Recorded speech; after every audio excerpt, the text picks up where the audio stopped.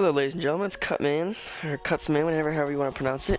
I decided to do a Let's Play series today, and I'm going to finish it with you guys on Castlevania Symphony of the Night.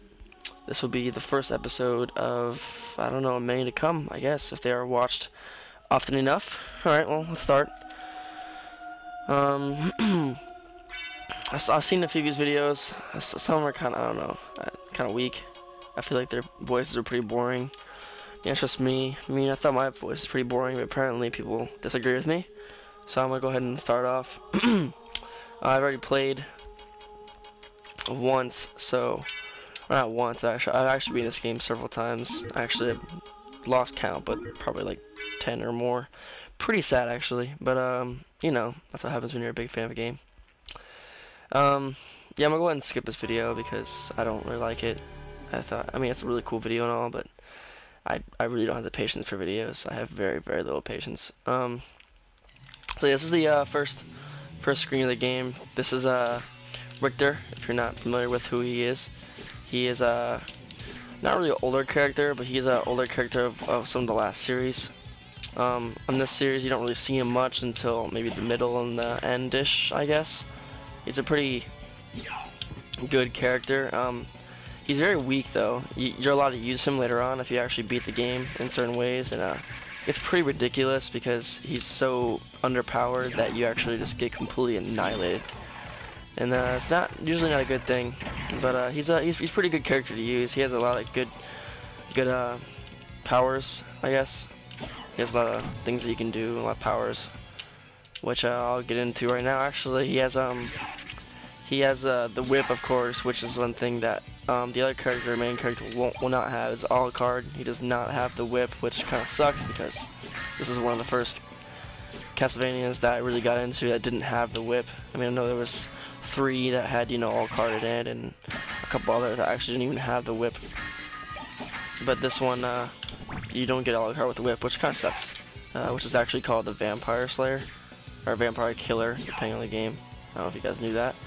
That's one of the tricks you can do. You can hold on to the attack button, and it'll swing around like he, like, you know, got a big old schlong. And he has the down-up jump button, which actually just launches him into the air. Really helpful during the boss. I mean, you're actually probably going to use it quite a few times. And then there's the launch in the air, which it's just kind of annoying to use. Which you just pretty much, you just hit down, left, up, left, down, forward, and he launches himself in that direction of which way you attack. Which is kind of obnoxious, but whatever, I probably won't use it much. And then, there's a slide, which is his most useful move, which is the down jump. That's it, you just slide, and if you hit jump again, you do a dive in that direction. One of my favorite moves with him. Makes me like him a lot. I just wish Alucard had something like that. He doesn't really have anything like that. But yeah, I'm gonna go ahead and go fight Dracula, which is the first boss you fight, which is conveniently Dracula. It's kind of funny. Die, monster! You don't belong in this world. It was not by my hand that I'm once again given flesh. I was called here by humans who wish to pay me tribute. Tribute? You steal men's souls and make them your slaves. Perhaps the same could be said of all religions. Your words are as empty as your soul. Mankind ill needs a savior such as you. What is a man? A miserable little pile of secrets. But enough talk. Alright, well, this is a pretty easy boss battle. I'm probably gonna be able to beat without getting hit. That's my goal, at least. But you know, we all make mistakes. Yeah, so pretty much you just sit here and wait for him to teleport in, and just pretty much completely annihilate him. What's convenient about this boss battle is that you actually can't die, which is kind of sucks. That means you can't really, you know, you can't really look forward to winning, except for challenging yourself, which I am doing. But you know, something like this is where it gets annoying. The traps you in a corner like that, whatever. And then just kind of like run around. This boss is pretty boring. Come on, Dracula, be a challenge for me. Yeah, pretty much. That's what this guy is. You just sit there and wait. That's what he's all about. But eventually, when he does die, you verse the second form, which is the funnier one, because that's the one you can kill in 2 hits. But, so eventually, yep, go around here. Whoop, almost got hit there. That was a close one. By the way, if you're not familiar with it, I'm actually using a controller called the Afterglow. It's like this cheap ripoff of the Xbox controller that I bought for my PC, because I also have an Xbox, so I figured it'd be convenient to have another controller that I would also use for my PC. And it has proved to be pretty convenient, because it's nice to not have to use a keyboard for games like this and go back to the root of a controller. By the way, so I was talking about, this is the second form. Literally just took 2 button hits and he's dead. Yep. So that was Richter's little story. That's actually the ending of his game, which is funny because that's probably the easiest thing in the game. People have said this game is hard, but I don't know, I disagree. When I first played it, it was pretty complicated, I guess, but then after that, it's, I don't know, pretty easy. So yeah, I would skip this, but, you know, since this is a Let's Play video, I figured that I would just go ahead and go through it. Goody goody. Yay for reading. Reading's always fun. What it pretty much tells you is that the Dark Priest Shaft, which is Shaft. Anyways, yeah, Shaft. He pretty much resurrected, or not resurrected, but brainwashed Richter to run the castle, I guess, so to speak, so he could eventually bring Dracula back to life. But you know, Alucard, which is Dracula's son, doesn't think too highly of that situation, so he decides to come to the castle and kick his ass. Pretty much, that's the yep, that's pretty much it. But they have to, you know, be all professional about it and tell you an extreme poetic literature about how the story is. Yeah, and right here tells you that no man shall emerge victorious. And then it gives you the best intro to any Castlevania game. Dun, dun, dun, dun, dun, dun.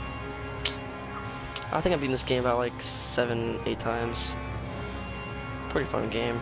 If you haven't played it, I really do suggest you check it out. It's a really good game. It's, you know, it's one of those games that you can always come back to, because, I mean, once you play it once, it's hard, maybe. I mean, I'll admit, it was pretty hard my first try, but once you beat it once, like any game, you know, it gets pretty easy.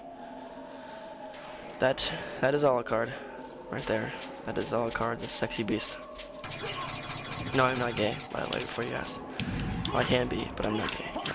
No. This is Alucard, by the way. He has some pretty pro moves. He has a slide back, which is the best thing about him, by the way. Pro tip, also, pro tips from Cutsman. The first pro tip you will get once it decides to load. Here.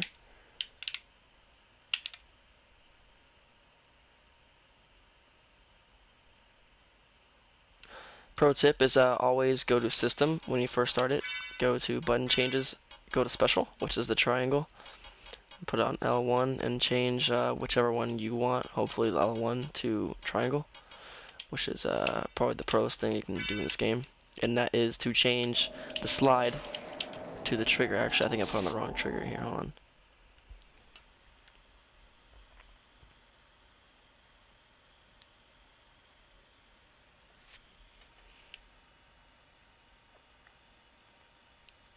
Yeah, I actually put on the wrong trigger. Oopsies. Yeah, R1 is my comfortable button for it because, I don't know, I just feel more convenient with that. Yeah, let's go and put this back to where it was. Oh, I am confusing the shit out of myself right now. Okay, there we go. Alright. And that pretty much makes it so the slide is the right bumper, or, sorry. Yeah, the R1, or whatever, for me it is the right bumper. And that just makes it so it's easier to slide, because that's all I do is I slide, I never walk. Because the slide is faster in my mind, which it probably is not. But, you know, it's easier to slide backwards and just easily turn around. Tricky, so, you know, whatever happens. So here we go. This is the first main room of the game, which is the zombies and the wolves. Probably the easiest room of the game, of course, since it is the first. But the zombies can get to be a little obnoxious. That was level up, by the way. If you're not familiar with level up, it is what it is in every game. It levels up your stats.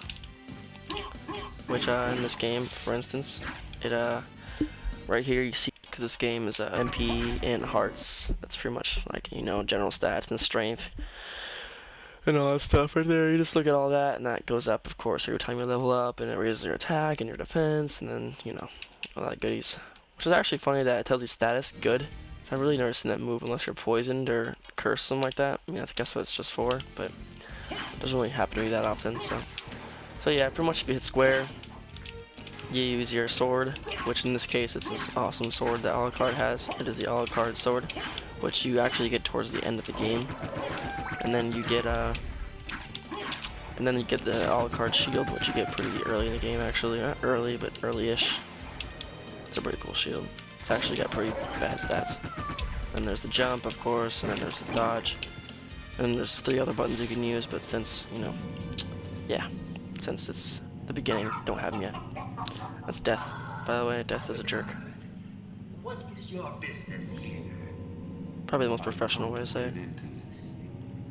Still befriending mortals.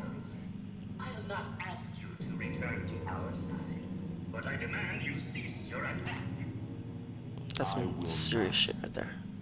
You shall regret those words. We will meet again. Damn. Don't take my stuff. What a bitch. Alright, so from here on, you just have your fist. Well, not from here on, but from right now, you have your fist. And you no longer have the Alucard sword. And the fist is actually one of my favorite moves, because the fist is one of the best because it's the fastest. And I prefer the fist over everything else. I actually beat the game with just... Probably not gonna post it. I may actually. I think I posted one of the videos online. I'll link it if you guys want to see it. But yeah, that was the first secret of the game, by the way. It was right there where you see the little blue square. That was a map, by the way. You can use that anytime. You just hit the select button and it goes to the map. Eventually, that entire screen just gets filled with a map. It's obnoxious. This castle is so huge. Dracula must be really, really rich to have a castle this fucking huge. So yeah, there's your first secret. That's raises your hearts. If you're not really familiar with that whole system, it's a typical, you know, Castlevania system. Maybe a little bit changed, but yeah, it's just the hearts are pretty much like your sidearms. So like your knives and your axes and holy water, all that stuff is the hearts. Then there's the blue bar, which is your mana, which is, you know, all of your different, you know, techniques you can do, which I use a lot. And then there's your health, which is 76. Eventually that goes up to like 400, and it gets pretty high. This is where you're gonna see the very first weapon, sword. That skeleton, same skeleton always drops the same sword. You pretty much will never avoid getting that, unless you avoid the monster in general. And yeah, that's when you get your first sword. Something to get serious right there. Yeah, the sword can be pretty helpful. You actually get another sword here. Here's another secret that you can't get. It kind of teases you. It's actually one of the last secrets you get in the game, which is funny. Oh, damn Konami, always tricking you. Red Rust. Red Rust is actually a really bad sword. It actually lowers your stats. See that 10 going down to a 6 and that 8 to a 6. That's actually bad. And what that does is two-handed, which means you can't have a second item whenever you have it equipped. And it's slow. It's slower, and it only uses it when it wants to. It's probably the most useless weapon in the game. I mean, that can be, yeah, maybe not. There's some pretty other useless weapons, but that one's pretty bad. Yep, and that's it. I think right here's the first save point. That's where I'm gonna end it up, and then I will come back to you guys with the next episode, hopefully. Just give me some watches, and I'll tell you what's up. Give me some likes. Give me some likes, maybe some subscribes, or just tell me what you thought on the bottom. If I sucked, or got any tips, or whatever, just let me know, and I will be really grateful. This is Cutsman signing out. Peace, guys.